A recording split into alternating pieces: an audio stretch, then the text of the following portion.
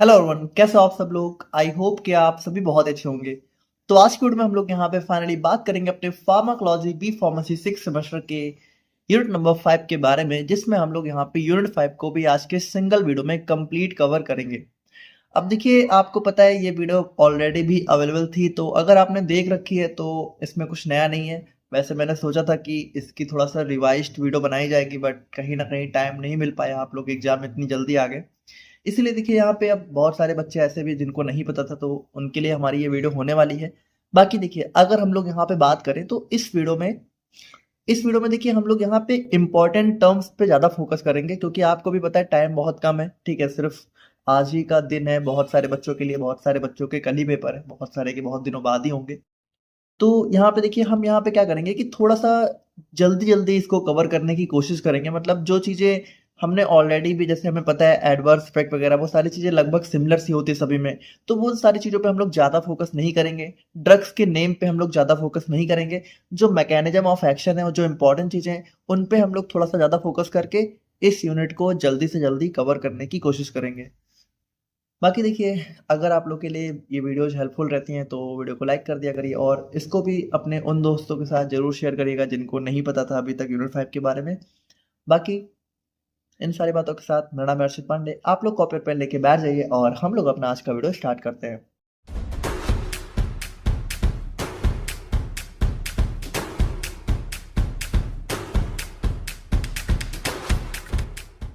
तो यहाँ पे देखिए, जो सबसे पहला टॉपिक है वो है हमारे यहाँ पे टॉक्सिकोलॉजी। अब देखिए, टॉक्सिकोलॉजी की अगर हम लोग बात करें तो टॉक्सिकोलॉजी क्या है। देखिए, टॉक्सिकोलॉजी हमारी फार्माकोलॉजी की वो ब्रांच है जिसमें हम लोग यहाँ पे जो भी हमारी दवाएं हैं या फिर जो भी हमारे केमिकल प्रोडक्ट्स हैं, जो भी कह सकते हो, तो उनसे होने वाले जो भी एडवर्स और हार्मफुल इफेक्ट्स हैं, हम लोग यहाँ पे उनके बारे में पढ़ते हैं। कह सकते हो उनसे होने वाले जो भी टॉक्सिक इफेक्ट हैं जो कि हमारे लिए अच्छे नहीं होते। अब देखिए, उनकी सीवियरिटी लेवल जो है वेरी करता है। हो सकता है कि जो साइड इफेक्ट है या फिर एडवर्स इफेक्ट है या फिर टॉक्सिक इफेक्ट है, हो सकता है वो थोड़ा कम हो, और हो सकता है कि उसका लेवल इतना ज़्यादा हो कि कभी कभी यहाँ पे पेशेंट की जान भी जा सकती है। तो इन सभी चीज़ों को हम लोग यहाँ पे देखने वाले हैं। बाकी अगर आप लोग देखो तो हम लोग बहुत सारी पॉइजनिंग को भी इसके अंदर डिस्कस करेंगे। हम लोग जीनोटॉक्सिसिटी वगैरह को देखेंगे। ठीक है, उसके बाद हम लोग देखें तो यहाँ पे आपके सिलेबस में बहुत सारी पॉइजनिंग दे रखी है, जैसे barbiturate poisoning, morphine poisoning, arsenic poisoning. इस तरीके से बहुत सारे आप लोगों को पॉइजनिंग वगैरह के बारे में भी पढ़ना है, तो इन सभी को हम लोग यहाँ पे आज की वीडियो में देखेंगे। तो देखिए, अगर देखा जाए तो ये हमारा जो वर्ड था, इसको ग्रीक वर्ड टॉक्सिकम से ड्राइव किया गया था, जो कि हमारा पॉइजन को डिनोट करता है। बाकी हम लोग यहाँ पे इसमें वही एडवर्स इफेक्ट वगैरह देखते हैं। और यहाँ पे इसको जो देखिए, टॉक्सिकोलॉजी की बात सबसे पहले कह सकते हो, इनका जो हमारे फादर थे मॉडर्न टॉक्सिकोलॉजी के, तो इनको यहाँ पे दो लोग थे। एक हमारा हो गया पैरासलस, ठीक है, और दूसरे हमारे हो गए मैथ्यू जोसेफ बेनवेंटर और फिला। ठीक है, काफ़ी लंबा सा नाम है। तो ये दोनों हमारे यहाँ पे फादर ऑफ मॉडर्न टॉक्सिकोलॉजी। अगर मैंने गलत प्रोनाउंस कर दिया हो सो सॉरी, आप लोग देख लीजिएगा। टॉक्सिकोलॉजी बात करें तो यहाँ पे ये हमारा जो है हमें हेल्प करता है कि कैसे जो हमारे ये सब्सटेंस हैं, कुछ भी हम लोग दवा वगैरह खाते हैं तो वो कैसे हमारी हेल्थ को डैमेज कर सकते हैं अगर हम लोग यहाँ पे सेफ्टी से उनको ना खाएं, या फिर गलत तरीके से या फिर ओवर डोज ले लें। ठीक है, तो इस तरीके से अगर हम लोग यहाँ पे किसी भी दवा को सेफ तरीके से नहीं लेते हैं, या फिर कभी कभी सेफ तरीके से लेते भी हैं, तब भी किस तरीके से हमारी हो सकता है जीन्स में ही ऐसी चीज़ें हो कि वो हमें किस तरीके से हार्म कर सकती है, उन सारी चीज़ों को हम लोग देखते हैं। बाकी अगर हम लोग यहाँ पे प्रिंसिपल की बात करें तो देखिए, प्रिंसिपल का मतलब क्या है कि हम लोग यहाँ पे देखते हैं कि कैसे हमारा कितनी डोज पे हमें कितना रिस्पॉन्स आता है। जैसे आपको पता है कि भाई, डोज जो है एक हमारा एक हमारा सेफ डोज होती है, एक हमारी लीथल डोज होती है। तो हमें लीथल डोज के ऊपर नहीं जाना होता है ना। मिनिमम इफेक्टिव कंसंट्रेशन और मैक्सिमम इफेक्टिव कंसंट्रेशन, या फिर मिनिमम टॉक्सिक कंसंट्रेशन, आप सभी को पता होगा। तो हमें उनके ऊपर नहीं जाना होता है, क्योंकि उसके ऊपर जाने पे दवा हमारी टॉक्सिक इफेक्ट शो करने लगती है। और इसमें हम लोग देखते हैं कि कैसे हमारी बॉडी में टॉक्सिन सेंटर होते हैं, और जो हमारा पोटेंशियल है, ठीक है, तो क्या पोटेंशियल होता है किसी सब्सटेंस का डैमेज कॉज करने का, और कैसे यहाँ पे जो टॉक्सिन्स है वो हमारा साथ में काम करते हैं जो है हमारी बॉडी को और ज़्यादा हार्म करने के लिए। तो वही सारी चीज़ें बेसिकली हम लोग यहाँ पे थोड़ा बहुत डिस्कस करते हैं। बाकी टॉक्सिसिटी क्या है, देखिए, टॉक्सिसिटी का मतलब है कि कोई भी हमारा सब्सटेंस है, अगर वो हमें हार्म कर रहा है, डैमेज कर रहा है, तो वही हमारा टॉक्सिसिटी हो जाती है। बाकी देखिए, पॉइजनिंग की बात करें तो थोड़ा सा और बड़ा लेवल हो जाता है। ठीक है, पॉइजनिंग भी, जैसे पॉइजनिंग के भी लेवल्स होते हैं। पॉइजनिंग हमारा लो होता है, हाई होता है, हाई में डेथ भी हो जाती है। It depends on how much the substance is present, how long someone is expose to it, how sensitive they are to, यानी कि कितना हमारी सब्सटेंस बॉडी में है, कितना वो हार्म कर रहा है, और कितना जो हमारा पेशेंट है वो सेंसिटिव है उसके लिए। तो वो सारी चीज़ें हम लोग यहाँ पे इसमें थोड़ा बहुत डिस्कस करते हैं। देखिए, देखा जाए तो ये यहाँ पे थ्योरी पोर्शन ही ज़्यादा होने वाला है, इसमें ज़्यादा कुछ समझने वाला है नहीं। अगर आप लोग देखोगे तो काफ़ी सिंपल नोट्स हैं, तो इनको आप लोग यहाँ पे पढ़ के भी समझ सकते हो। और बाकी हम लोग थोड़ा बहुत जल्दी जल्दी देख लेते हैं, इतना कुछ इतना बताने लायक है नहीं इसमें। जैसे देखिए, अब सब्सटेंस जो है टॉक्सिक है अगर वो सिकनेस, इंजरी, डेथ वगैरह कॉज करता है ना, और हमारी बॉडी में एंटर करने के बाद। अब जैसे एग्जांपल की बात करें तो कुछ हमारे केमिकल्स होते हैं, फूड होते हैं, मेडिसिन हो सकते हैं, अगर हम लोग यहाँ पे उनको इनकरेक्टली या फिर जो है लार्ज अमाउंट में यूज़ करें, तो ये सारी चीज़ें करने से हमारा कोई भी जो है सब्सटेंस जो है टॉक्सिक इफेक्ट शो कर सकते हैं कुछ कुछ। अब अगर टाइप्स की बात करें तो देखिए, टाइप्स मतलब पहला हो गया एक्यूट। एक्यूट मतलब कि सिंपल सी बात है, जो थोड़ा सा कम टाइम के लिए या फिर कह सकते हो इमीडिएटली हमें देखने को मिले। तो ये हमारा 24 आवर्स के अंदर ही देखने को मिल जाती है अगर हमें किसी भी सब्सटेंस से जो है एक्यूट टॉक्सिसिटी होती है। बाकी इसका कॉज क्या होता है कि जब भाई जब कोई भी पर्सन है, ठीक है, वो यहाँ पे कह सकते हो जो भी हार्मफुल सब्सटेंस है उनको अगर लार्ज अमाउंट में ले ले ब्रीथिंग के थ्रू या फिर टॉक्सिक केमिकल्स में, तो वो यहाँ पे हमारा जो है कॉज कर सकता है। और सिम्टम्स की बात करें तो यहाँ पे देखिए, नोजिया, डिजीनेस, ब्रीथिंग में ट्रबल होना, वोमिटिंग और कॉन्शियसनेस और डेथ तो है ही है, ठीक है। बाकी एग्जांपल्स की बात करें तो हमारा मर्क्यूरी पॉइजनिंग हो गया, ओवरडोज ऑफ मेडिसिन हो गए। और ट्रीटमेंट की बात करें तो यहाँ पे देखिए, एक्यूट का हमें इमीडिएट ट्रीटमेंट चाहिए होता है ताकि जो हमारा हार्मफुल सब्सटेंस है वो हमारी बॉडी से रिमूव किया जा सके। अब देखिए, सब एक्यूट की बात करें तो ये थोड़ा सा एक्यूट से ज़्यादा हो जाता है, यानी कि ये देखिए इसका इफेक्ट, देखिए इसमें क्या होता है कि मान लीजिए कि आप लोगों ने कोई सब्सटेंस लिया और हो सकता है कि उसका जो टॉक्सिक इफेक्ट है, एडवर्स इफेक्ट है, वो हमें काफ़ी टाइम बाद देखने को मिले। अच्छा, लगभग कह सकते हो 90 दिनों या फिर उसके बाद देखने को मिले, तो वो हमारा सब एक्यूट टॉक्सिसिटी हो जाती है। अब ये थोड़ा सा स्लोली डेवलप होती है, लेकिन ये हमारी बॉडी को जो है स्टिल जो है डैमेज कॉज करती रहती है ओवर टाइम। बाकी देखिए, ये हमारा जो है हम हमारा होती है जब भी हम लोग यहाँ पे हार्मफुल सब्सटेंस से जो है एक या एक से ज़्यादा बार एक्सपोज होते हैं। हालांकि बहुत लंबे टाइम के लिए नहीं, लेकिन एक से ज़्यादा बार। लंबे टाइम के लिए कब होते हैं, जो हमारा नेक्स्ट टाइप है क्रॉनिक वाले में। क्रॉनिक में हम लोग काफ़ी लंबे टाइम के लिए एक हार्मफुल सब्सटेंस से एक्सपोज हो रहे होते हैं, तो वो धीरे धीरे एकदम जो है काफ़ी लंबे टाइम की क्रॉनिक टॉक्सिसिटी डेवलप कर लेता है। अब सिम्टम्स देखिए, सिम्टम्स में इसमें इमीडिएट सिम्टम्स नहीं होते हैं, लेकिन हाँ यहाँ पे जो है हेडेक हो सकता है, फैटिग, स्किन इरिटेशन, तो ये सारे हमारे को सिम्टम्स देखने को मिल सकते हैं। और ट्रीटमेंट में भाई हमारा मेडिकल ट्रीटमेंट जो है बॉडी रिकवरी या फिर टॉक्सिन्स को रिमूव करके हम लोग यहाँ पे ट्रीटमेंट कर सकते हैं। अब क्रॉनिक की बात करें तो देखिए, क्रॉनिक मतलब होता है जब यहाँ पे जो है टॉक्सिसिटी जो है लगभग 90 दिनों से लेके या फिर कुछ सालों में देखने को मिले। अब इसमें क्या होता है, इसमें जो ये सबसे पहली बात, ये बहुत ही स्लोली डेवलप होती है। और इसका जो मेन कॉज होता है कि जब यहाँ पे कोई पर्सन है तो वो बहुत ही हार्मफुल सब्सटेंस के साथ काफ़ी लंबे टाइम, जैसे मान लीजिए कि कुछ केमिकल फैक्ट्रीज होती हैं तो वहाँ पे कुछ बहुत ही हार्मफुल केमिकल्स होते हैं। तो वहाँ पे अगर कोई पर्सन काफ़ी लंबे टाइम के साथ उनके साथ एक्सपोज में है, उन केमिकल्स के बीच में रह रहा है, तो हो सकता है धीरे धीरे उसकी बॉडी में जो है एक क्रॉनिक टॉक्सिसिटी यहाँ पे डेवलप कर जाए। और बाकी अगर हम लोग यहाँ पे इसके सिम्टम्स की बात करें तो इसमें भी देखिए, इसमें भी जो है सिम्टम्स इसमें भी थोड़ा सा टाइम लेते हैं डेवलप होने के लिए, जैसे fatigue, headache, breathing problems, cancer, nerve damage, तो ये सारे हमारे कुछ सिम्टम्स हो सकते हैं। अब एग्जांपल्स की बात करें तो भाई देखिए, जैसे स्मोकिंग वगैरह है, ये सब क्या है, इमीडिएट नहीं लगेगा, लेकिन लॉन्ग टर्म में क्या करते हैं, लॉन्ग टर्म में हमारी बॉडी को बहुत ज़्यादा हार्म कर रहे होते हैं। इसके अलावा जैसे हैवी मेटल्स हो गया, ठीक है, तो ये जैसे लेड और मरकरी है, तो ये भी हमारी ब्रेन और किडनी को ओवर टाइम बहुत डैमेज कर सकता है। और ट्रीटमेंट की बात करें तो यहाँ पे देखिए भाई, क्रॉनिक टॉक्सिसिटी थोड़ा सा हार्ड हो जाती है, क्योंकि इसमें क्या होता है, इसमें डैमेज ना काफ़ी लंबे टाइम से हो रहा होता है। और अगर इसको जैसे जैसे इसमें भी देखिए, अब अगर सही टाइम पे पहचान लिया गया तो ठीक है, लेकिन अगर जब डैमेज अगर काफ़ी ज़्यादा हो चुका होता है तो वहाँ पे थोड़ा सा ट्रीटमेंट यहाँ पे मुश्किल हो जाता है। बाकी इसके अलावा देखिए, मेन चीज़ यही है कि हमें फोकस करना चाहिए कि भाई कि जो है इसका मेन कॉज क्या है, कहाँ किसकी वजह से टॉक्सिसिटी डेवलप हो रही है, तो हमने वहाँ सोल्यूशन डेवलप करना चाहिए। जैसे मान लीजिए कि कोई पर्सन है, अब वो किसी फैक्ट्री में काम कर रहा है, तो उस फैक्ट्री से उसको सबसे पहली बात दूर करना चाहिए, ठीक है, अगर किसी टॉक्सिक फैक्ट्री में काम कर रहा है। तो ये सारे हमारे कुछ इसके हो जाते हैं। बाकी देखिए, अब अगर हम लोग यहाँ पे बात करें तो अब आपके सिलेबस में देखिए, अब आपके सिलेबस में थोड़ा बहुत जो है यहाँ पे जीनोटॉक्सिसिटी दे रखा है, कार्सिनोजेनेसिटी, टेराटोजेनेसिटी और हमारा म्यूटाजेनेसिटी। अब देखिए, देखा जाए तो ये जो कार्सिनो है, टेराटो है और म्यूटा है, ये तीनों पार्ट हैं हमारे जीनों के ही, लेकिन फिर भी हम लोग एक एक करके अलग अलग देख लेते हैं। देखिए देखिए, बहुत सिंपल है, कुछ नहीं है। जीनोटॉक्सिसिटी यानी कि देखिए, जीनो मतलब कि जो हमारी जीन्स होती हैं, जीन्स मतलब कि जैसे हमारा मान लीजिए डीएनए वगैरह हो गया। तो जैसे डीएनए में आपको पता है कि डीएनए में हमारा जो है कुछ इस टाइप का डबल हेलिकल स्ट्रक्चर होता है, इसके बीच में नाइट्रोजनस बेस होते हैं। तो देखिए, जब यहाँ पे इन बेसेज के बीच में कह सकते हो कुछ इम्पेयरिंग हो जाए, है ना, इन डीएनए के सीक्वेंस में जब चेंजेस हो जाए हमारे किसी सब्सटेंस की वजह से, तो वो हमारा जीनोटॉक्सिसिटी कॉज करता है ना। यहाँ पे देखिए, मतलब यहाँ पे क्या है कि जो हमारा जेनेटिक मटेरियल यानी कि जो हमारा डीएनए है, अगर वहाँ पे हमारा डैमेज क्रिएट हो रहा है तो ये हमारा होता है genotoxicity. If this material gets damage it can lead to changes और म्यूटेशन। और यहाँ पे देखिए भाई, जब हमारा जीनोटॉक्सिसिटी होती है तभी हमारा क्या होता है, देखिए हमारी जीन में जब कुछ चेंजेस होते हैं तभी हमारी ऐसी जीन्स डेवलप हो जाती हैं जो कि आगे चल के कैंसर डेवलप कर सकती हैं। हमारा और भी बहुत सारे म्यूटेशन की वजह से होने वाले डिसऑर्डर्स हमें देखने को मिलते हैं, ठीक है।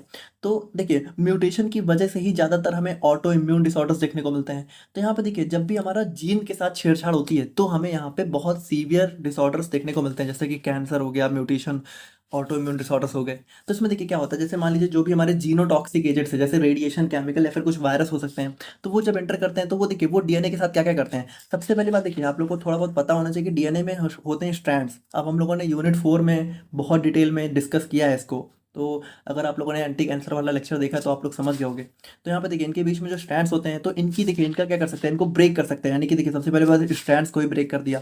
स्ट्रैंड्स मतलब कि स्ट्रैंड्स मतलब ये जो स्ट्रैंड्स आप लोग देख रहे हैं, हो सकता है ये इनको ही ब्रेक कर दे, इनको तोड़ दे। और दूसरा यहाँ पे देखिए changing in the DNA basis. अब आपको पता है कि जो डीएनए के बेस है वो बहुत ही स्पेसिफिक सीक्वेंस में होते हैं, या फिर उनके अंदर देखिए डीएनए में क्या होता है, हमारा एटीजीसी देखने को मिलता है, ठीक है, एडनिन थायमिन ग्वानिन साइटोसिन।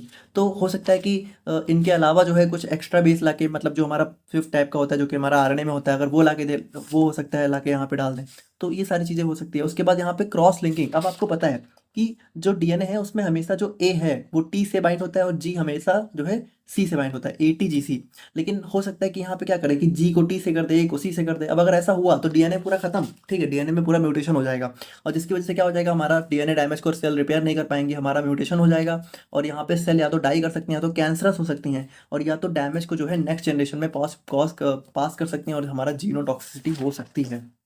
अब अगर हम लोग यहाँ पे इसके ट्रीटमेंट की बात करें तो यहाँ पे देखिए भाई, वैसे तो देखा जाए तो ज़्यादातर ट्रीटमेंट बहुत मुश्किल हो जाता है, बट फिर भी कुछ हमारे एंटीऑक्सीडेंट्स हो गए, साइटोप्रोडक्टिव एजेंट्स हो गए, DNA repair enhancer, lifestyle modification, तो ये सारे हमारे कुछ ट्रीटमेंट्स हो सकते हैं, आप लोग देख लीजिएगा।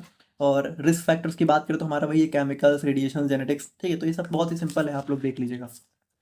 नाउ कार्सिनोजेनेसिटी की बात करें तो इसमें देखिए, इसमें क्या है, इसमें हमारा जीन में ऐसा डैमेज होता है कि हमारा कह सकते हो जो हमारी सेल्स हैं वो कैंसरस बन जाती हैं। कैंसरस मतलब हमारी ऐसी सेल्स जो कि हमारे यहाँ पे अनकंट्रोल्ड डिवीजन देखने को मिलता है। अभी ये देखिए क्या होता है, सबसे पहले जो हमारा कार्सिनोजन है, अब हमारा कार्सिनोजन मतलब कि कैंसर कॉजिंग एजेंट्स, जैसे कि टोबैको, स्मोक, केमिकल्स, रेडिएशंस, ये हमारी सेल में जो है डैमेज क्रिएट कर सकती हैं, जिसकी वजह से हमारा म्यूटेशन हो सकता है। और हमारी देखिए, और हमारी ऑन्कोजीन्स ही होती हैं जो कि कह सकते हो कैंसर कॉजिंग जीन्स होती हैं। तो इनको अगर एक्टिवेट कर दे, या फिर एक हमारी ट्यूमर सप्रेस जीन्स होती है, अगर इनको देखिए, ट्यूमर सप्रेस जीन्स क्या होती है कि हमारा कैंसर को दबा, कह सकते हो सप्रेस करती है, लेकिन ऑन्कोजीन्स इसको प्रमोट करती हैं। तो अगर ऑन्कोजीन्स को ये एक्टिवेट कर दे, ट्यूमर सप्रेस जीन्स को और ज़्यादा इनहिबिट कर दे, तो इसकी वजह से क्या होगा, हमारा जो है कैंसर यहाँ पे ग्रोथ होना स्टार्ट हो जाएगा, अनकंट्रोल्ड सेल डिवीजन स्टार्ट हो जाएगा। हमारी कैंसरस सेल जो है इम्यून सिस्टम को अवॉइड करके, कह सकते हो भाई, इम्यून सिस्टम कैंसरस सेल पे अपना एक्शन नहीं शो कर पाएंगे, और ये ग्रो करती रहेंगी। ग्रो करते करते क्या होगा, बॉडी के अदर पार्ट्स में ट्रैवल कर जाएंगी, मेटास्टेसिस बोलते हैं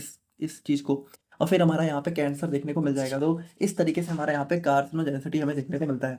बाकी रिस्क फैक्टर्स की बात करें तो यहाँ पे देखिए इम्यूनो सप्रेशन, यानी कि हमारा इम्यून सिस्टम इतना सप्रेस हो जाए कि वो हमारा जो है कह सकते हो कैंसर कॉजिंग सेल्स पे अपना अटैक ही ना कर पाए। फिर हमारा जेनेटिक प्रॉब्लम भी हो सकती है, स्मोकिंग, एल्कोहल, पॉल्यूशन, तो बहुत सारे ऐसे रीजन हो सकते हैं। और मैनेजमेंट की बात करें तो हम लोग यहाँ पे भाई सिंपल सी बात है, अपने एंटी न्यूप्लास्टिक एजेंट्स, हमारी कीमोथेरेपी का यूज करते हैं। और इसके अलावा देखिए भाई, हमें अवॉइड तो करना ही है, हमें स्मोकिंग अवॉइड करनी है, बैलेंस डाइट लेनी है, और उसके बाद कुछ वैक्सीन वगैरह होती हैं, सर्जरी वगैरह होती है, ठीक है, कीमोथेरेपी, रेडियोथेरेपी, तो ये सारे हमारे ट्रीटमेंट यहाँ पे हो जाते हैं।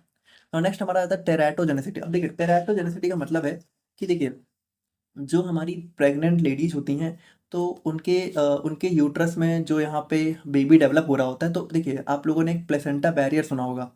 तो देखिए प्लेसेंटा बैरियर हमारा ऐसा बैरियर होता है जो कि कह सकते हो कि अनवांटेड चीज़ों से हमारे इस बेबी को प्रोटेक्ट करके रखता है, ठीक है, और जो भी हार्मफुल सब्सटेंस होते हैं वो इस प्लेसेंटा बैरियर को जल्दी क्रॉस नहीं कर पाते हैं। लेकिन अगर मान लीजिए कि कोई हमारा बहुत ही टॉक्सिक सब्सटेंस है और वो हमारा इस प्लेसेंटा बैरियर को क्रॉस करके हमारा हमारा बेबी के पास पहुंच गया, ठीक है, जो कि अभी मदर की यूट्रस में ही है, तो वहाँ पे क्या होगा भाई, बेबी के साथ छेड़छाड़ करेगा, जिसकी वजह से क्या हो सकता है, जो यहाँ पे जो भी बच्चा यहाँ पे जन्म लेगा उसके अंदर यहाँ पे प्रॉब्लम देखने को मिल सकती है। तो आपको पता है आजकल काफ़ी डिसेबल बेबीज भी यहाँ पे जो है कभी कभी बर्थ हो जाता है उनका, तो वो सब क्या होता है, कहीं कहीं ना कहीं उनके जीन्स के साथ छेड़छाड़ हो जाती है। तो ये हमारा टेराटोजेनेसिटी होता है, यानी कि इसमें क्या होता है कि हमारा जो टेराटोजेंस, यानी कि टेराटोजन मतलब कि कह सकते हो ऐसे सब्सटेंस जो कि हमारा टेराटोजेनेसिटी कॉज करते हैं, तो वो हमारा क्या हो सकता है, नॉर्मल ग्रोथ और डेवलपमेंट को यहाँ पे डिस्टर्ब कर सकते हैं। और baby still in the warm, warm मतलब वही हमारा यूट्रस हो गया, जब बेबी हमारा यूट्रस में है, फिर भी हमारा डैमेज कर सकते हैं। और बाकी देखिए, अगर हमारा जो प्रेग्नेंट वुमेन है, अगर वो कांटेक्ट में आती है अर्ली स्टेज में, तो वहाँ पे बेबी के ऑर्गन और ब्रेन और बॉडी पार्ट्स सब में यहाँ पे इफेक्ट हो सकता है। और बाकी इसकी बात करें तो ये हमारा देखिए, हमारा बर्थ डिफेक्ट भी कॉज कर सकता है, और यहाँ पे बेबी के डेवलपमेंट में भी प्रॉब्लम कॉज कर सकता है। अब अगर हम लोग थोड़ा सा देखें तो हमारा टेराटोजन एंटर करता है, हमारा प्लेसेंटा बैरियर को क्रॉस करता है, उसके बाद यहाँ पे इंटरफेयर करता है, और उसके बाद यहाँ पे बर्थ डिफेक्ट देखने को मिल जाते हैं, जैसे कि ब्रेन या नर्व डिफेक्ट्स हो सकता है, ग्रोथ डिले हो सकती है, मिसकैरेज हो सकता है, फिजिकल डिफेक्ट्स हो सकते हैं। तो इस तरीके से बहुत सारी प्रॉब्लम देखने को मिल सकती है। सिंपल सी बात है कि जो हमारी प्रेग्नेंट लेडीज होती हैं उनको यहाँ पे बिल्कुल भी अल्कोहल और जो भी यहाँ पे टोबैको स्मोकिंग वगैरह उसको तो बिल्कुल अवॉइड करने के लिए बोला जाता है। तो ये सारी चीज़ें कहीं ना कहीं हमारे बेबी में प्रॉब्लम कॉज कर सकते हैं। स्मोकिंग हो गया, ओबेसिटी बहुत ज़्यादा अगर मोटापा हो रखा है, ठीक है, और इस तरीके से हाइपॉक्सिया मतलब ऑक्सीजन की कमी हो गया, तो रेडिएशंस वगैरह हो गए, तो ये सारे हमारे प्रॉब्लम कॉज कर सकते हैं। ट्रीटमेंट की बात करें तो हम लोग यहाँ पे देखिए जो प्रेग्नेंट लेडीज होती हैं उनको बोला जाता है कि आप फॉलिक एसिड जरूर लीजिए, आयोडीन का अमाउंट बरकरार रखिए, ताकि ये सारी चीज़ें बहुत ज़रूरी होती हैं प्रेग्नेंट लेडीज में, ताकि जो इसका बेबी है उसमें डिफेक्ट ना हो, एंटीऑक्सीडेंट एंटीवायरल्स। और फिर हम लोग बात करें म्यूटाजेनिसिटी के बारे में, तो देखिए सिंपल सी बात है, इसका मतलब ये है कि हमारा जब भी कोई जो है हमारा कह सकते हो जो भी सब्सटेंस है, ठीक है, टॉक्सिक, अगर वो हमारा डीएनए में जाके हम लोगों ने वही देखा जो हमारा जीनोटॉक्सिसिटी थी, तो उसी का ये सब टाइप है, ठीक है। उसी में क्या होता है कि अगर हमारा जीनोटॉक्सिसिटी होती है तो हो सकता है कि हमारा इतना टॉक्सिक हो सकता है, हमारा ऐसा म्यूटेशन हो जाए कि हमारा मतलब जीन में ऐसा डैमेज हो जाए कि म्यूटेशन ही हो जाए। म्यूटेशन का मतलब फिर हमारी जीन ऐसी डेवलप हो जाती है जो कि हमारी बॉडी में प्रॉब्लम कॉज करती है ना। देखिए इसी म्यूटेशन की वजह से कहीं ना कहीं कैंसर भी देखने को मिलता है। और बाकी देखिए म्यूटाजेंस क्या होते हैं, हमारी पर्सन्स की बॉडी में एंटर करते हैं, हमारा सेल तक पहुंचते हैं, डीएनए के साथ जो है छेड़छाड़ करते हैं, उसके बाद यहाँ पे हमारा म्यूटेशन कॉज कर देते हैं। रिस्क फैक्टर्स की बात करें तो radiation, smoking, pollution, toxins, pesticides, तो ये सारे हमारे कुछ रिस्क फैक्टर हो जाते हैं। मैनेजमेंट की बात करें तो हम लोग यहाँ पे antioxidant, DNA repair enhancer, cytoprotective agents, ठीक है, स्मोकिंग वगैरह अवॉइड करना, हाई एंटीऑक्सीडेंट डाइट, उसके बाद यहाँ पे रेगुलर एक्सरसाइज, तो ये सारे हमारे यहाँ पे मैनेजमेंट या फिर ट्रीटमेंट हो जाता है। तो ये हो गया हमारे यहाँ पे, देखिए ये हो गया हमारे यहाँ पे जीनोटॉक्सिसिटी, कार्सिनोजेनेसिटी, टेराटोजेनेसिटी और म्यूटाजेनेसिटी। नाउ अब हम लोग यहाँ पे बात करते हैं प्रिंसिपल ट्रीटमेंट ऑफ पॉइजनिंग के बारे में, यानी इसमें हम लोग यहाँ पे बारबिचरेट, मॉर्फिन, इन सब के बारे में काफ़ी डिटेल में डिस्कस करेंगे। तो यहाँ पे देखिए सबसे पहले बात करें अपने general principle of treatment of poisoning के बारे में। तो देखिए पॉइजन क्या होता है भाई, पॉइजन हमारा भाई सिंपल सी बात है, जहर, पॉइजन है ना, हमारा कोई भी सब्सटेंस जो कि हमारा हार्म करता है, इंजरी करता है, या फिर जो है बहुत ज़्यादा, अगर हमारा बहुत ही स्ट्रॉन्ग पॉइजन है या फिर बहुत ज़्यादा अमाउंट मिला गया तो हमारा डेथ भी कॉज कर सकता है। तो यही सारे हमारे पॉइजन होते हैं, और यहाँ पे इस ये हमारा बहुत ही स्मॉल क्वांटिटी में भी बहुत ही हार्मफुल इफेक्ट शो करते हैं। और बाकी देखिए poison can affect normal body functions by interfering with biological process, है ना। तो ये सारी चीज़ें हैं, और ये हमारा वेरियस फॉर्म में, सॉलिड, लिक्विड, गैस, अलग अलग फॉर्म में एग्जिस्ट करता है। अब यहाँ पे देखिए कैटेगरीज की बात करें तो कोरोजिव मतलब कि देखिए जो हमारी बॉडी में जो है कह सकते हो बॉडी के ऑर्गन्स को डैमेज करे, स्ट्रॉन्ग एसिड, स्ट्रॉन्ग एल्कली हो गए, इरिटेंट्स हो गए जो कि हमारी बॉडी को इरिटेट वगैरह करे। तो ये देखिए ये कुछ इंपॉर्टेंट नहीं है, ये इतना चार्ट आप लोग को याद करने की कोई जरूरत नहीं है ना। आप लोग बस देख लीजिए न्यूरोटिक्स मतलब जो न्यूरोनल डैमेज करे, तो ये देख लीजिए बस एक बार, और बाकी इसको याद करने की जरूरत नहीं है। मेन चीज़ है कि थोड़ा बहुत ये सब देख लीजिए। मैकेनिज्म की बात करें तो इसमें क्या होता है, जैसे पॉइजन हमारी बॉडी में एंटर करता है, फिर एब्जॉर्ब करता है, फिर हमारा ब्लड के थ्रू स्प्रेड होता है, फिर हमारे वेरियस पार्ट्स ऑफ बॉडी तक पहुंचता है, उसके बाद बॉडी सिस्टम के साथ इंटरफेयर करता है। अब देखिए क्या करता है भाई, हमारे जो भी कह सकते हो नेसेसरी एंजाइम्स है उनको ब्लॉक करने लगता है, ऑर्गन्स को डैमेज करता है, नर्वस सिस्टम को डिस्टर्ब करता है। इसकी वजह से क्या होता है, हमारा सीवियर हेडेक, सीजर्स, कोमा और डेथ भी देखने को मिल जाती है। और यहाँ पे बॉडी यहाँ पे क्या करती है, बॉडी यहाँ पे कह सकते हो, बॉडी जब भी पॉइजन यहाँ पे जैसे किसी को भाई किसी ने जहर वगैरह अगर खा लिया होता है ना, तो बॉडी ट्राई करती है उसको बाहर निकालने का, लेकिन फिर भी खुद से कितना निकाल पाएगी, इसीलिए यहाँ पे मेडिकल हेल्प की यहाँ पे रिक्वायरमेंट होती है। और अब अगर हम लोग यहाँ पे बात करें ट्रीटमेंट की, तो देखिए ट्रीटमेंट में क्या है कि सबसे पहले हम लोग यहाँ पे कह सकते हो भाई अपने जहर को पहचानेंगे कि किस टाइप का पॉइजन है। उसके बाद यहाँ पे जब पहचान लिया तो हम लोगों ने यहाँ पे रिमूव करने की कोशिश करेंगे। तो देखिए सब माउथ से हम लोग क्या कर सकते हैं कि माउथ, मान लीजिए पॉइजन अगर माउथ में ही है तो उसको पूरा साफ करके माउथ को पूरा रिंस ऑफ मतलब कह सकते हो धुल के, है ना, माउथ को क्लीन कर सकते हैं। स्किन में है तो हम लोग यहाँ पे उसको वॉश कर सकते हैं, आई में है तो उसको भी रिंस आउट मतलब कि आँख धुल सकते हैं, और एयर में है तो सब भाई देखिए सबसे पहली बात कि उस पर्सन को जिस भी एटमॉस्फेयर में वहाँ से दूर लेके जा सकते हैं। फिर प्रॉपर वेंटिलेशन की बात करें तो यहाँ पे देखिए अगर हमारा पॉइजन इनहेल हो गया है तो यहाँ पे सबसे पहले फ्रेश एयर में लेके जाना चाहिए, है ना। इनहेल मतलब कि अगर उसने सांस लेके लिया है तो, और विंडो वगैरह ओपन करनी चाहिए। उसके बाद देखिए सप्रेशन ऑफ कन्वल्सन। अब अगर मान लीजिए कि पेशेंट को अगर सीजर से, ठीक है, सबसे पहली बात अगर मान लीजिए पेशेंट को मिर्गी के दौरे वगैरह पड़ते हैं, दौरे वगैरह आते हैं, तो सबसे पहली बात कि सीजर्स को अवॉइड करना चाहिए, मतलब ऐसी दवा देनी चाहिए जो कि सीजर्स झटके वगैरह ना आए। उसके बाद हम लोग यहाँ पे ट्रीटमेंट वगैरह का थोड़ा बहुत सोचते हैं। फिर हम लोग यहाँ पे फ्लूइड और इलेक्ट्रोलाइट थेरेपी दे सकते हैं, यानी कि अगर पर्सन डिहाइड्रेट हो गया है, बॉडी सॉल्ट इम्बैलेंस हो गए, तो हम लोग यहाँ पे जो है जो भी जरूरी सॉल्ट्स हैं बॉडी के लिए, जो भी इलेक्ट्रोलाइट्स हैं वो हम लोग यहाँ पे दे सकते हैं, ठीक है, आईवी वगैरह के थ्रू। और उसके बाद देखिए उसके बाद यहाँ पे हम लोग यहाँ पे बात करें तो हम लोग एक्टिवेटेड चारकोल वगैरह देते हैं, जिसकी वजह से क्या होता है, एक्टिवेटेड चारकोल हमारा पॉइजन को एब्जॉर्ब कर लेता है, ठीक है, जिसकी वजह से हमारा जो है गैस्ट्रिक, और हम लोग यहाँ पे स्टमक में भी वॉश्ड, यानी कि देखिए स्टमक वॉश का मतलब क्या है कि गैस्ट्रिक लेवच बोलते हैं। इसका मतलब ये है कि जैसे स्टमक में हो सकता है माउथ के थ्रू या फिर एनस के थ्रू जो है पाइप डाल के, ठीक है, एंडोस्कोपी आप लोगों ने सुनी होगी।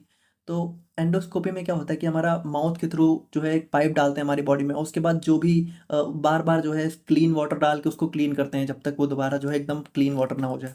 उसके बाद सपोर्टिव और सिम्प्टोमेटिक, तो भाई देखिए ब्रीथिंग सपोर्ट हम लोग दे सकते हैं, और यहाँ पे लो ब्लड प्रेशर है, हार्ट प्रॉब्लम्स है, तो वो सब हम लोग यहाँ पे ट्रीट कर सकते हैं। ना अगर हम लोग यहाँ पे स्पेसिफिक एंटीडोट्स वगैरह की बात करें तो देखिए ये भी आप लोग चार्ट है, आप लोग देख लीजिएगा, इसको भी आप लोग को याद करने की कोई ज़रूरत नहीं है।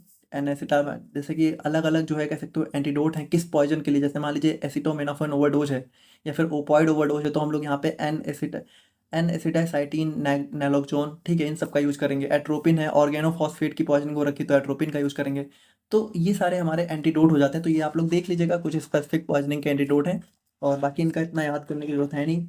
मेन चीज़ है हमारा यहाँ पे ये सब, ठीक है, ये बारबिचरेट पॉइजनिंग ये सब बहुत एग्जाम में पूछा जाता है। अब यहाँ पे आप लोग थोड़ा ध्यान से देखिएगा।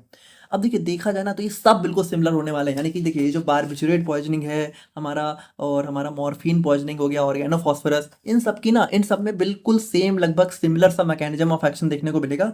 मतलब कि थोड़ा बहुत डिफरेंट होगा बट उतना आप लोग मैनेज कर सकते हो। जैसे बारबिचरेट की बात करें तो यहाँ पे देखिए भाई सिंपल सी बात है, जिसकी भी पॉइजनिंग है सबसे पहले हमें ये लिखना है कि इसकी ओवरडोज से होती है। यानी बारबिचरेट पॉइजनिंग कब होती है, जब हम लोग यहाँ पे बारबिचरेट की ओवरडोज ले लेते हैं। अब बारबिचरेट क्या होता है भाई, बारबिचरेट हमारी यहाँ पे एक हिसाब से सीडेटिव और हिप्नोटिक्स के अंदर आती है, सीएनएस डिप्रेसेंट होती हैं। और इसके अलावा यहाँ पे जनरल एनेस्थीसिया में भी अल्ट्रा शॉर्ट एक्टिंग बारबिचरेट्स आप लोगों ने देखा होगा। तो देखिए ये क्या करते हैं, ये बेसिकली हमारी बॉडी को हमारे ब्रेन को स्लो डाउन करते हैं, लेकिन अगर ज़्यादा ले लोगे तो क्या होगा, ब्रेन को हद से ज़्यादा स्लो डाउन कर देंगे, और हद से ज़्यादा स्लो डाउन हो गया तो क्या हमारा कोमा हो सकता है, और बहुत ज़्यादा केस में पेशेंट की डेथ भी हो सकती है। तो एमओए की बात करते हैं यहाँ पे देखिए, अगर हाई डोज ली गई तो हमारा गाबा रिसेप्टर पे अपना इफेक्ट शो करता है, और ब्रेन को यहाँ पे काम करता है लेकिन ओवर स्लो कर देता है। और ओवर स्लो की वजह से क्या होता है भाई, हमारा इतना ज़्यादा स्लो हो जाएगा कि बॉडी में कह सकते हो रिस्पॉन्स ही नहीं रहेगा किसी चीज़ के लिए, हार्ट रेट स्लो हो जाएगी, बॉडी टेम्परेचर स्लो हो जाएगा, रिफ्लेक्स स्लो हो जाएगा, ब्रीदिंग ही स्टॉप हो जाएगी, है ना। इतना ज़्यादा अगर हमारा ब्रेन काम करना ही बंद कर दिया, भाई हमारे पूरी बॉडी को कंट्रोल कौन कर रहा है, हमारा नर्वस सिस्टम, अगर उसका कंट्रोल ही खत्म हो गया तो हम लोग यहाँ पे क्या होगा, हो सकता है हम लोग यहाँ पे जो हमारी एसेंशियल नेसेसरी एक्टिविटीज़ हैं जीने के लिए हम लोग वही ना परफॉर्म कर पाएँ। उसके बाद लॉस ऑफ कॉन्शियसनेस हो सकता है, पर्सन कोमा में फॉल कर सकता है, और अगर ट्रीटमेंट ना किया जाए तो यहाँ पे डेथ भी हो सकती है। अब अगर हम लोग यहाँ पे सिम्टम्स वगैरह की बात करें तो यहाँ पे देखिए नर्वस सिस्टम में जैसे हमारा बहुत ही स्लीपी ड्राउजीनेस का, अब सिम्टम्स क्या है, जैसे कि हमारा भाई बहुत ही ज़्यादा डोज ले रखे तो डेफिनेटली पर्सन को इतना ज़्यादा हो ही जाएगा कि बाकी आप लोग देख सकते हो, ठीक है। कार्डियोवास्कुलर सिम्टम्स क्या है, स्किन में ब्लिस्टर्स मतलब कि छाले मतलब थोड़ा स्किन में ब्लिस्टर, देखिए ब्लिस्टर मतलब स्किन में थोड़ा सा उभार टाइप के है ना आ जाए, थोड़ा आप एक्ने वगैरह, एक्ने नहीं होता है बट स्किन में ऐसे उछाले टाइप के आप ऐसे समझ लो पड़ जाए, तो ये सारी चीज़ें हो सकती हैं। और रेस्पिरेटरी में हमारा रेस्पिरेटरी डिप्रेशन हो सकता है, ठीक है, प्रोलॉन्ग सेडेशन, तो ये सारे हमारे सिम्टम्स हो सकते हैं। अब मैनेजमेंट की बात करें तो देखिए सबसे पहला मैनेजमेंट है एबीसी। एबीसी का मतलब है एयरवे ब्रीथिंग सर्कुलेशन। सबसे पहले हमें ये इंश्योर करना है कि ये सारी चीज़ें स्टेबल हैं, है ना, पर्सन की हमें ये सारी चीज़ें देखनी है कि उसका वो सांस अच्छे से ले पा रहा है, उसका ब्लड सर्कुलेशन अच्छे से चल रहा है। सबसे पहले हमें ये इंश्योर करना है, नहीं है तो हम लोग यहाँ पे सबसे पहले इसको ट्रीट करेंगे। फिर हम लोग एक्टिवेटेड चारकोल देंगे जो कि इसको जो है अपने एब्जॉर्ब कर लेगा, एडजॉर्ब कर लेगा। फिर यहाँ पे यूरिनरी अल्कालाइजेशन हो जाएगा, ठीक है, तो हम लोग यहाँ पे जो है कह सकते हो अल्कालाइन ड्रग्स देके यहाँ पे यूरिनेशन को बढ़ा सकते हैं। अब भाई देखिए जितना ज़्यादा यूरिनेशन होगा उतना ज़्यादा पॉइजन एक्सपेल आउट करेगा जो हमारा पेशेंट है। और फिर हमारा हीमोडायलिसिस, ठीक है, तो यहाँ पे देखिए सीवियर केस में हम लोग यहाँ पे हीमोडायलिसिस भी परफॉर्म कर सकते हैं। हीमोडायलिसिस में हम लोग यहाँ पे बाहर से किडनी को फिल्टर आउट करते हैं, और उसके बाद यहाँ पे किडनी के थ्रू बॉडी को फिल्टर आउट करते हैं, ब्लड को। और सपोर्टिव केयर की बात करें तो यहाँ पे देखिए आईवी फ्लूइड्स हो गए हाइपोटेंशन में, और मैकेनिकल वेंटिलेशन वगैरह हो गया, तो ये सारी चीज़ें हम लोग यहाँ पे दे सकते हैं अगर यहाँ पे इनकी नीड पड़ती है। तो ये हो गया बारबिचरेट पॉइजनिंग, और नेक्स्ट हम लोग बात करते हैं अपने मॉर्फिन पॉइजनिंग के बारे में। बात करें हम लोग यहाँ पे मॉर्फिन पॉइजनिंग के बारे में, तो यहाँ पे देखिए ये भी वही चीज़ है कि जब कोई पर्सन बहुत ज़्यादा मॉर्फिन ले ले, जो कि एक स्ट्रॉन्ग पेन किलर होता है। मॉर्फिन क्या होता है, एक टाइप का एनाल्जेसिक होता है, पेन किलर होता है, ठीक है, ओपॉइड एनाल्जेसिक होता है। लेकिन अगर इसको बहुत ज़्यादा लोड लोगे तो ये भी वही करेगा कि हमारा ब्रेन को, देखिए ये सारी चीज़ें कहाँ होता है, हमारे नर्वस सिस्टम पे एक्ट करती हैं, यानी हमारे ब्रेन पे एक्ट करती हैं। तो ये सब अगर ज़्यादा ले लोगे तो ना, तो हमारा कुछ ज़्यादा ओवर एक्ट करने लगेंगे, जिसकी वजह से ब्रेन हमारा सुपर स्लो हो जाएगा, ठीक है, ओवर स्लो हो जाएगा, और हमारा जो है पर्सन की नेसेसरी चीज़ें भी नहीं परफॉर्म हो जाएगी। यानी इसमें भी देखिए वही है कि हमारा ओपॉइड सेप्ट्रोपाइन होता है, ब्रेन को ओवर स्लो कर देता है हाई डोज में, जिसकी वजह से हमारा स्लो स्टॉप ब्रीदिंग स्टॉप हो सकती है, पर्सन बहुत ज़्यादा स्लीपी हो सकता है, कोमा में जा सकता है, हार्ट रेट लो हो सकती है, ब्लड प्रेशर लो हो सकता है, पर्सन डाई, ठीक है, और लैक ऑफ ऑक्सीजन से हमारा पेशेंट जो है डेथ भी हो सकता है। बाकी सिम्टम्स वगैरह देखिए लगभग सिमिलर से ही हैं, आप लोग देख लीजिएगा। और अगर हम लोग यहाँ पे बात करें कि मैनेजमेंट में तो यहाँ पे भी देखिए हमारा एबीसी सबसे पहले हम लोग यहाँ पे ये से देख चेक करेंगे एयरवे ब्रीथिंग और सर्कुलेशन स्टेबल है कि नहीं है। फिर बीपी मेंटेनेंस, फिर गैस्ट्रिक लेवल, यहाँ पे भी हम लोग यहाँ पे गैस्ट्रिक सिस्टम को पूरा क्लियर कर देंगे। और स्पेसिफिक एंटीडोट हम लोग दे सकते हैं, जैसे मान लीजिए हर अलग अलग टाइप का जो है अलग अलग एंटीडोट होता है, तो हम लोग यहाँ पे दे सकते हैं, जैसे नैलोक्सोन वगैरह हो गया।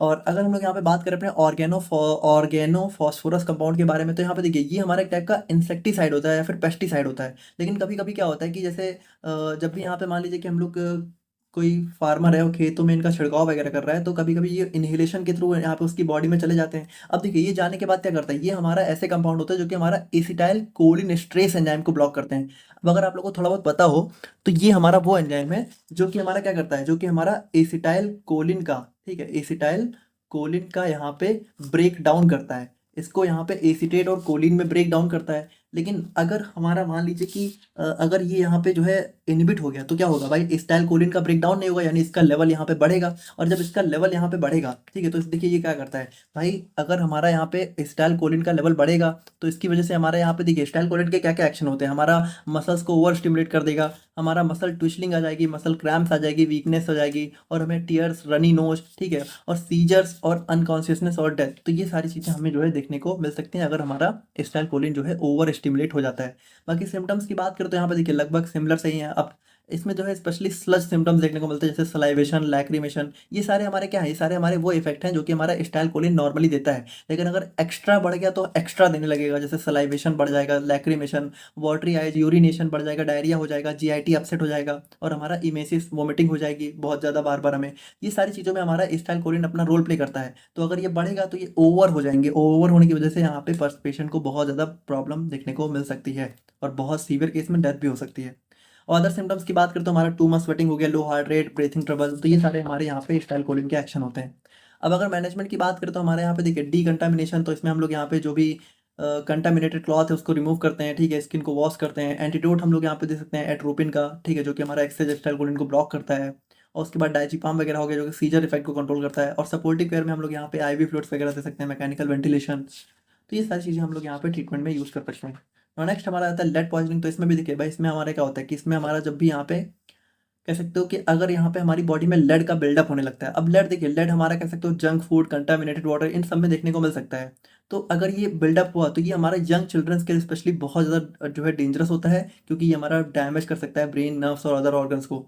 और ये हमारा जो है कह सकते हो pen, dust, soil, water, old pipes, इन सब में जो है देखने को मिल सकता है। अब यहाँ पे देखिए अगर लेड हमारी बॉडी में एंटर करता है तो ये हमारी ब्लड के थ्रू स्प्रेड होगा और हमारे ब्रेन्स को, किडनीज तक पहुंच जाएगा, सेल फंक्शंस को डिस्टर्ब कर देगा, एनीमिया हो जाएगा, किडनी डैमेज, नर्व डैमेज, और इसकी वजह से हमारा ऑर्गन डैमेज, कोमा, सीजर्स और इवन डेथ भी देखने को मिल सकती है। देखिए ये सब चीज़ें लगभग सिमिलर से ही हैं, आपको पता है, तो आप लोग देख लीजिएगा ब्रेन और नर्व्स में से हेडेक, टायर्डनेस, देखिए ये सब लगभग सिमिलर से हैं, ठीक है, सब में आप जो है एक का सब में लिख सकते हो, थोड़ा बहुत डिफरेंट करके। फिर बॉडी एंड ब्लड्स में एनीमिया वगैरह, स्टमक पेन, और फिर अदर साइंस में ब्लू और dark line on the gums हो गया, उसके बाद जॉइंट और मसल पेन हो गया, तो ये सारी चीज़ें हमें देखने को मिल सकती हैं। ना मैनेजमेंट की बात करें तो हमारे यहाँ पे देखिए सबसे पहले हम लोग यहाँ पे सोर्स को आइडेंटिफाई करके रिमूव करेंगे। उसके बाद यहाँ पे जैसे कि जो भी हमारा भाई लेड है, ठीक है, तो लेड कहाँ से आ रहा है, हम लोग सबसे पहले उस सोर्स को दूर करेंगे। फिर एंटीडोट्स हम लोग यहाँ पे दे सकते हैं, और उसके बाद हम लोग यहाँ पे सपोर्टिव केयर यहाँ पे दिखा सकते हैं। और नेक्स्ट हमारा मर्करी पॉइजनिंग की बात करें तो ये हमारा हैपन होता है जब हमारा पर्सन जो है बहुत ज़्यादा मर्करी से एक्सपोज हो रहा है, जो कि एक बहुत ही टॉक्सिक मेटल होता है, अगर ज़्यादा हो जाए तो हद से ज़्यादा। और ये भी हमारा थर्मामीटर, ओल्ड बैटरीज और कुछ फिशेज वगैरह में देखने को मिलता है, और ये भी हमारा ब्रेन, किडनी, अदर ऑर्गन्स को हार्म कर सकता है। अब अगर हम लोग इसमें देखें तो ये हमारे बॉडी में एंटर करता है, ब्लड के थ्रू हमारी बॉडी में ट्रैवल करता है, सेल को डैमेज करता है, एंजाइम को ब्लॉक कर सकता है, हमारे kidney damage, memory loss, trimmers, और ठीक है, जिसकी वजह से हमारा ऑक्सीडेटिव स्ट्रेस, देखिए ऑक्सीडेटिव स्ट्रेस का मतलब है कि हमारी बॉडी में फ्री रेडिकल्स को बढ़ा सकता है। और देखिए फ्री रेडिकल्स हमारे कह सकते हो ऐसे सब्सटेंस है जो कि हमारे सेल वगैरह को बहुत ज़्यादा डैमेज करते हैं, तो हमें नहीं चाहिए कि हमारी बॉडी में फ्री रेडिकल्स बहुत ज़्यादा डेवलप हों। तो ये सारी चीज़ें ये कर सकता है, जिसकी वजह से हमारा लॉन्ग टर्म हेल्थ प्रॉब्लम हमें देखने को मिल सकती है। अब क्लिनिकल सिम्टम्स की बात करते हैं, यहाँ पे देखिए सबके थोड़े अलग अलग होते हैं। जैसे एक्यूट मतलब कि जो थोड़ा सा कह सकते हो इंस्टेंट इंस्टेंट जो है, जो हमारा कह सकते हो पॉइजनिंग डेवलप होती है मर्करी की वजह से, तो उसकी वजह से हमारे ये सारे सिम्टम्स होते हैं। और अगर हमारा क्रॉनिक की बात करें तो क्रॉनिक की वजह से हमारे यहाँ पे ये सारे सिम्टम्स हमें देखने को मिल सकते हैं। अब मैनेजमेंट की बात करें तो सबसे पहले हम लोग यहाँ पे सोर्स को रिमूव करेंगे जहाँ से मरकरी आ रही है। फिर मेडिकेशन हम लोग यहाँ पे दे सकते हैं। चिलेशन मतलब हमारे चिलेट्स होते हैं जो कि मरकरी के साथ कह सकते हो एक कॉम्प्लेक्स बना लेंगे, और कॉम्प्लेक्स बना लेंगे तो उसके एक्शन को रोक देंगे हमारी बॉडी में, फिर हमारी बॉडी से बाहर निकाला जा सकता है उसको। तो ये सारे हमारे हो सकते हैं, बाकी सपोर्टिव पेयर हम लोग यहाँ पे दिखा सकते हैं। और नेक्स्ट हम लोग यहाँ पे बात करें अपने आर्सेनिक पॉइजनिंग के बारे में, तो यहाँ पे भी देखिए सिंपल सी बात है कि जब हमारी आर्सेनिक बहुत ज़्यादा हो जाता है, अब आर्सेनिक हमारी बॉडी में एंटर कर सकता है, ब्लड स्ट्रीम के थ्रू हमारी पूरी बॉडी में जा सकता है, हमारा functions, organ failure, can not make enough energy, ठीक है, ऑक्सीडेटिव स्ट्रेस, हमारा वही ऑक्सीडेटिव स्ट्रेस का मतलब वही फ्री रेडिकल्स वगैरह डेवलप हो सकते हैं, और हमारा नर्व प्रॉब्लम कॉज कर सकता है, और हमारा कैंसर और लॉन्ग टर्म एक्सपोजर से जो है प्रॉब्लम हमें देखने को मिल सकती है। अब इसमें भी एक्यूट और क्रॉनिक के जो है अलग अलग सिम्टम्स होते हैं, तो वो आप लोग देख लीजिएगा। और अगर हम लोग यहाँ पे मैनेजमेंट की बात करें तो इसमें भी लगभग वही है, सबसे पहले सोर्स को रिमूव करेंगे, फिर मेडिकेशन, हमारी चिलेशन थेरेपी चलेगी, चिलेट्स हम लोग देंगे, और सपोर्टिव केयर में हमारी ये सारी चीज़ें हो सकती हैं। तो ये हो गया आप लोग का यहाँ पे कंप्लीट टॉक्सिकोलॉजी। नाउ नेक्स्ट हम लोग यहाँ पे बात करते हैं अपने क्रोनोफार्माकोलॉजी के बारे में। अब देखिए क्रोनोफार्माकोलॉजी की बात करें तो ये बहुत सिंपल है, देखिए इसमें कुछ ज़्यादा कुछ है ही नहीं। देखिए इस ये क्रोनोफार्माकोलॉजी बेसिकली हमारी बॉडी की जो एक नेचुरल साइकिल होती है। आप लोगों ने सुना होगा बायोलॉजिकल क्लॉक के बारे में। जैसे देखिए बायोलॉजिकल क्लॉक क्या होती है, जैसे आपको पता है कि जैसे मान लीजिए अगर आप लोग को रात में 2 बजे सोने की आदत लगी है, तो फिर आप अगर मान लीजिए बहुत टाइम से आप 2 बजे तक सो रहे हो, तो फिर अगर आप अचानक से सोचो कि अगर आप 10 बजे सोना चाहो, तो फिर आप नहीं सो पाओगे, आप 2 बजे ही सोओगे। या फिर कभी-कभी कुछ लोग की ऐसी भी आदत होती है जो कि 10 बजे सोना है तो 10 बजे ही सो जाएँगे, है ना? तो एक हमारी बॉडी में एक नेचुरल क्लॉक डेवलप हो जाती है। जैसे आपको ये पता होगा कि मान लीजिए कि अगर आपको 10 बजे भूख लगती है सुबह, तो ज़्यादातर आपको इसी टाइम के आस-पास भूख लगती है। अगर आपको दोपहर में 2 बजे भूख लगेगी तो इसी टाइम के आस-पास लगेगी, है ना? तो एक हमारी बॉडी में नेचुरल क्लॉक होती है चीज़ों की। अब जैसे इसको सिंपली समझ सकते हो कि भाई हम लोग हमारी बॉडी में जो हमारा हार्ट बीट है, तो ये भी हमारा एक टाइप की नेचुरल कह सकते हो क्लॉक ही है, या फिर कह सकते हो एक हमारी बॉडी का नेचुरल रिदम ही है ना? कि हमारी बॉडी में जो हार्ट बीट होती है, हर हर मिनट में 72 टाइम्स हमारा जो हार्ट बीट करता है, तो ये भी हमारा एक टाइप का कह सकते हो फिक्स रिदम होता है। और इसके अलावा जैसे बात करें तो फीमेल्स में जो हमारा मेंस्ट्रुअल साइकिल होता है, तो ये भी आपको पता है कि मेंस्ट्रुअल साइकिल लगभग हर 28 डेज में थोड़ा बहुत ऊपर नीचे होता रहता है, बट हर 28 डेज में जो है फीमेल्स में देखने को मिलता है। तो देखिए ये सारी क्या है, एक फिक्स साइकिल है ना? तो जो भी चीज़ें हमारी बॉडी में फिक्स रेट से होती हैं, अब हो सकता है कि वो 1 सेकंड भी हो सकता है, 1 दिन, 1 साल, 1 महीना भी हो सकता है। तो उस टाइप से देखिए, तो उसकी वजह से देखिए होता क्या है कि जैसे हमारी बॉडी की नेचुरल बायोलॉजिकल क्लॉक के अकॉर्डिंग जब हम लोग यहाँ पे कह सकते हो हमारी दवाओं को, अगर हम लोग जो है हमारी दवाओं को जब हम लोग यहाँ पे बॉडी की नेचुरल क्लॉक के अकॉर्डिंग देते हैं ना, हमारी बॉडी की नेचुरल एक्टिविटी के अकॉर्डिंग देते हैं, तो हमारी दवाएं हो सकता है कि हमारा यहाँ पे कह सकते हो ज़्यादा इफेक्टिव हों। तो उस चीज़ को जब हम लोग यहाँ पे कह सकते हो हमारी बॉडी के नेचुरल बायोलॉजिकल क्लॉक के अकॉर्डिंग हमारी दवाओं को जब कह सकते हो पेशेंट में एडमिनिस्टर करते हैं, तो वो हमारा आ जाता है क्रोनोफार्माकोलॉजी के अंदर। बाकी देखिए इसको थोड़ा सा हम लोग देखते हैं। जैसे सबसे पहली बात, इसका कॉन्सेप्ट यहाँ पे हेल्बर्ग के थ्रू यहाँ पे इंट्रोड्यूस किया गया था 1960s के टाइम। और ये हमारे देखिए इस क्रोनोफार्माकोलॉजी क्या होता है, it is the study of how the effect of drugs enhances according to the biological time और body's rhythm, specially the circadian rhythm. अब देखिए किरकैडियन रिदम हमारी बॉडी की वो एक्टिविटी होती है जो कि हर 24 आवर्स पे रिपीट होती है। लगभग जैसे मान लीजिए कि अब आपको पता है कि सोना है, तो जैसे भाई आप लोग अगर रात में 10 बजे सोते हो, ठीक है, तो मतलब ज़्यादातर एक्सेप्शनल केस और ऑलवेज देयर, बट अगर मान लीजिए आप लोग 10 बजे सोते हो, तो फिर अगले दिन आप 10 बजे ही तो सोओगे, यानी 24 घंटे बाद, ठीक है। उसकी वजह और उसके बाद मान लीजिए कि जैसे बॉडी टेम्परेचर है, तो बॉडी टेम्परेचर भी लगभग हर 24 आवर्स में अपने आप को थोड़ा बहुत चेंज किया करता है। और उसके बाद हार्मोन्स लेवल्स भी थोड़ा बहुत यहाँ पे फ्लक्चुएट हुआ करते हैं हर 24 आवर्स में। जैसे नाइट में बात करें तो नाइट में हमारा मेलाटोनिन हार्मोन ज़्यादा सीक्रेट होता है ताकि हमें अच्छे से नींद वगैरह आए। और फिर हार्ट रेट है ना, हार्ट रेट वगैरह हो गया, डाइजेशन हो गया, तो ये सारी चीज़ें लगभग कह सकते हो हर 24 आवर में हमें देखने को मिलती हैं। तो ये हमारे किरकैडियन रिदम के अंदर आती है। बाकी देखिए अभी हम लोग यहाँ पे और देखेंगे डेफिनेटली, बट अभी थोड़ा सा अगर हम लोग देखें कि इसका मेन एम क्या होता है, तो देखिए जब भी हम लोग यहाँ पे ड्रग्स को बॉडी की नेचुरल बायोलॉजिकल रिदम के अकॉर्डिंग देते हैं, तो हमारे ड्रग का एक्शन यहाँ पे थोड़ा बहुत कह सकते हो वेरी होता है। जैसे देखिए हो सकता है कि किसी स्पेसिफिक टाइम पे कोई ड्रग देने पे हो सकता है ज़्यादा अच्छा एक्शन शो करे, और हो सकता है किसी स्पेसिफिक टाइम पे देने पे जो है थोड़ा सा कम एक्शन शो करे। जैसे इसको आप थोड़ा समझिए कि जैसे जो अस्थमा होता है, ठीक है, तो अस्थमा अटैक्स आने के चांसेस जो है नाइट के टाइम ज़्यादा होते हैं। तो अगर हम लोग यहाँ पे जो अस्थमा पम्प्स होते हैं, अगर यहाँ पे उनको नाइट के टाइम इनहेल किया जाए तो वो ज़्यादा अच्छा एक्शन शो करता है। और उसी तरीके से जो हमारी कह सकते हो बीपी वगैरह की जो दवाएं होती हैं, ठीक है, स्पेशली जो हमारी हाइपरटेंशन की मेडिकेशंस होती हैं, उनको यहाँ पे सुबह देना ज़्यादा प्रेफर किया जाता है, क्योंकि मॉर्निंग के टाइम पे बीपी जो है ज़्यादा हाई देखने को मिलता है। तो इस तरीके से जब दवाओं को हम लोग यहाँ पे कह सकते हो बॉडी की नेचुरल एक क्लॉक के अकॉर्डिंग जो है जब दवाओं को हम लोग देते हैं, तो वो हमारा जो है इसी के अंदर आ जाता है। तो इसमें हम लोग यही देखते हैं कि हमारे बायोलॉजिकल रिदम हमारी किस तरीके से ड्रग के एक्शन को इफेक्ट करती है। और उसके बाद हम लोग यहाँ पे इसमें ये भी डिटरमाइन करते हैं कि किसी दवा को किस बेस्ट टाइम पे देना चाहिए। और यहाँ पे देखिए, जब हम लोग यहाँ पे सही टाइम पे सही तरीके से दवा देते हैं तो हमारा साइड इफेक्ट भी कम से कम होता है और पेशेंट का आउटकम भी ज़्यादा से ज़्यादा देखने को मिलता है, ठीक है। और उसके बाद यहाँ पे हमारा ड्रग एक्शन जो है हमारी बॉडी की नेचुरल क्लॉक से भी मैच हो जाता है। तो ये सारे हमारे इसके कुछ ऑब्जेक्टिव हो जाते हैं। बाकी देखिए, अगर हम लोग थोड़ा सा बायोलॉजिकल रिदम एंड साइकिल्स को देखें तो ये क्या होता है। देखिए दोनों चीज़ों को समझिएगा।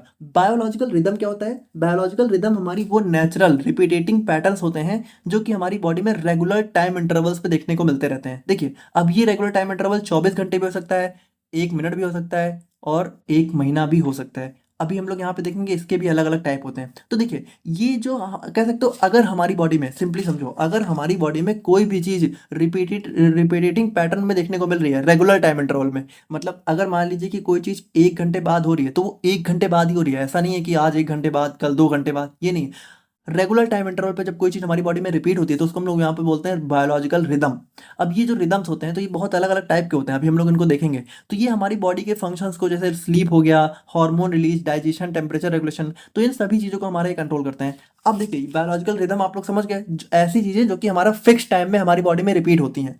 अब बायोलॉजिकल साइकिल क्या होती है? तो देखिए, ये जो बायोलॉजिकल रिदम है ये कितने टाइम में रिपीट होते हैं, उस टाइम को हमारा ये बायोलॉजिकल साइकिल यहाँ पे डिसाइड करता है। मतलब ये हमारा टाइम पीरियड या फिर ड्यूरेशन बताता है जिस पे हमारी ये रिदम रिपीट होती है। अब इसको आप लोग एग्जाम्पल समझिए टाइप से, ठीक है। तो यहाँ पे देखिए, सबसे पहला टाइप होता है हमारा बायोलॉजिकल रिदम का किरकैडियन रिदम। अब देखिए, इसका जो बायोलॉजिकल साइकिल है वो कितना होता है? 24 आवर। यानी कि इसकी ड्यूरेशन का मतलब ये बायोलॉजिकल साइकिल, ये हमारा 24 आवर होता है। यानी कि ये लगभग हर 24 आवर में जो है चेंज देखने को मिलते हैं। जैसे उठने और सोने का साइकिल हो गया, बॉडी टेम्परेचर चेंजेस का साइकिल हो गया, उसके बाद हार्मोन सिक्रेशन, जैसे कॉर्टिसोल हमारा हर मॉर्निंग में ज़्यादा सिक्रेट होता है, मेलाटोनिन हमारा नाइट में ज़्यादा होता है, और फिर ब्लड प्रेशर वेरिएशन। तो ये सारे हमारे यहाँ पे कुछ ऐसी चीज़ें होती हैं जो कि हमारा 24 आवर्स में देखने को मिलती है। अब नेक्स्ट होता है अल्ट्राडियन रिदम। अब देखिए, ये हमारा 24 आवर से कम में देखने को मिलती है, मतलब 24 आवर से कम में ही रिपीट होती हैं। जैसे हार्ट बीट की बात करें तो आपको पता है हार्ट बीट हमारी हर 1 मिनट में जो है 72 टाइम्स यहाँ पे बीट करती है। यानी हर 0.8 सेकंड में हमारी एक बीट जो है हमें देखने को मिलती है, और हर 0.8 सेकंड में, ठीक है। तो ये भी हमारा एक टाइप का रिदम हो गया। फिर ब्रीदिंग रेट, तो भाई देखिए, जब भी हम लोग सांस लेते हैं, छोड़ते हैं, तो इसका भी देखो एक फिक्स रेट होता है। हम लोग एक फिक्स रेट से यहाँ पे लगभग जो है थोड़ा बहुत ऊपर नीचे हो सकता है, एक दो जीरो कुछ मिली सेकेंड्स का। बाकी हम लोग जो है एक फिक्स रेट से फिक्स टाइम पे सांस लेते हैं, फिक्स टाइम पे छोड़ते हैं, तो इसका भी एक रेट होता है। फिर डाइजेशन भी हमारी बॉडी में लगभग एक फिक्स रेट से देखने को मिलता रहता है। तो ये सारी चीज़ें हमारे कह सकते हो 24 आवर से लेस होती हैं। और अगर 24 आवर से ज़्यादा की बात करें तो यहाँ पे देखिए, इसका सबसे बेस्ट एग्जाम्पल यहाँ पे फीमेल्स में मेंस्ट्रुअल साइकिल हो जाता है, जो कि हर 28 डेज पे रिपीट होता है। तो ये हमारा मोर देन 24 आवर होता है। और जैसे सीजनल मूड चेंजेस भी कुछ कुछ कुछ लोगों में देखने को मिलते हैं। अब इसका क्लिनिकल सिग्निफिकेंस की बात करें तो यहाँ पे देखिए, अगर ये बायोलॉजिकल रिदम हमारी डिस्टर्ब होती है तो हमें क्या होता है भाई? हमें स्लीप डिसऑर्डर्स होते हैं। भाई देखिए, अगर कोई यहाँ पे बहुत ही अलग अलग टाइम पे सो रहा है तो यहाँ पे क्या होता है, उसको कभी भी अच्छी नींद नहीं आती है। और उसके बाद यहाँ पे डिप्रेशन और मूड चेंजेस और मेडिसिन के प्रति हमारा रिस्पॉन्स भी अच्छा नहीं रहता है जब भी हमारी ये सारी चीज़ें डिस्टर्ब होती हैं। तो हमें इन सारी चीज़ों को मेंटेन करना काफ़ी ज़रूरी होता है। बाकी देखिए, अगर हम लोग यहाँ पे क्रोनोथेरेपी की बात करें तो क्रोनोथेरेपी का मतलब है कि ऐसी साइंस जिसके अंदर हम लोग यहाँ पे मेडिकेशंस को स्पेसिफिक टाइम्स में देते हैं ताकि वो हमारी बॉडी की नेचुरल बायोलॉजिकल रिदम से मैच कर जाए और उसकी इफेक्टिवनेस और साइड इफेक्ट यहाँ पे कम हो जाए, इफेक्टिवनेस यहाँ पे बढ़ जाए। अगर और सिंपल वर्ड्स में बात करें तो ये हमारी साइंस होती है जिसमें हम लोग यहाँ पे मेडिकेशंस को जो है राइट टाइम पे देते हैं बॉडी की नेचुरल क्लॉक के अकॉर्डिंग, ताकि वो और ज़्यादा अच्छे से काम करे और जहाँ पे कह सकते हो प्रॉब्लम्स कम से कम करे और फायदा ज़्यादा से ज़्यादा देखने को मिले। अब एग्जाम्पल की बात करें तो यहाँ पे देखिए, जैसे अस्थमा इनहेलर्स हैं तो इसको जनरली नाइट में दिया जाता है, क्योंकि अस्थमा जो है नाइट में ज़्यादा वर्सन होता है, ज़्यादा कह सकते हो खतरनाक हो जाता है। बीपी मेडिसिन की बात करें तो जनरली हमारी मॉर्निंग में दी जाती है, क्योंकि बीपी हमारा मॉर्निंग में ज़्यादा राइज होता है। स्टेटिन देखिए, ये हमारी कोलेस्ट्रॉल को कम करने वाली दवाएं होती हैं, तो ये भी जनरली नाइट को ज़्यादा दिया जाता है, क्योंकि नाइट में कोलेस्ट्रॉल का लेवल जनरली ज़्यादा बढ़ जाता है। और एंटी इन्फ्लामेटरी ड्रग तो ये भी हमारा अर्ली मॉर्निंग दी जाती है, क्योंकि इन्फ्लामेशन हमारा मॉर्निंग में ज़्यादा पीक में देखने को मिलता है। तो देखिए, यही सारे हमारे होते हैं कि हम लोग किस तरीके से जो भी हमारी प्रॉब्लम है वो किस टाइम पे हो रही है उसके अकॉर्डिंग हम लोग दवा देते हैं जब हम लोग। और इंपॉर्टेंस की बात करें तो यहाँ पे देखिए, our body does not work the same all the time. यानी कि देखिए, हमारी बॉडी हमेशा एक जैसी नहीं होती है, कभी बहुत ज़्यादा अच्छे से रिस्पॉन्स करती है, कभी बहुत कम। तो हम लोग यहाँ पे पहचान के जब अच्छे से दवा देते हैं तो हमारा हो जाता है ना। और हार्मोन्स की बात करें तो hormones, body temperature, enzyme levels, blood pressure, ये हमारी डेली साइकिल में चेंज होते रहते हैं। तो इन सभी को हम लोग को ध्यान देके दवा देनी चाहिए। और so medicine work might work better at one time and worse at another. तो हो सकता है कि अगर हम लोग यहाँ पे अब जैसे मान लीजिए कि बीपी मेडिसिन है, अगर हम लोग उनको रात में दें तो हो सकता है सुबह के मुकाबले ज़्यादा अच्छा काम ना करें। और फिर यहाँ पे देखिए क्रोनोथेरेपी हमारा यही है कि chronotherapy uses this idea to give the right drug at right time. और क्रोनोथेरेपी में यही हम लोग करते हैं कि इस आइडिया को यूज करके हम लोग सही दवा को सही टाइम पे देते हैं। तो यहाँ पे देखिए इस तरीके से आप लोग का यूनिट 5 भी कंप्लीट हो जाता है और यहाँ पे हमारी फार्माकोलॉजी कंप्लीट हो जाती है। नोट्स आप लोग की ऐप पर अवेलेबल है, आप जाके वहाँ पे एक्सेस कर सकते हो। बाकी मिलते हैं हम लोग यहाँ पे किसी नेक्स्ट वीडियो में, तब तक के लिए थैंक यू सो मच।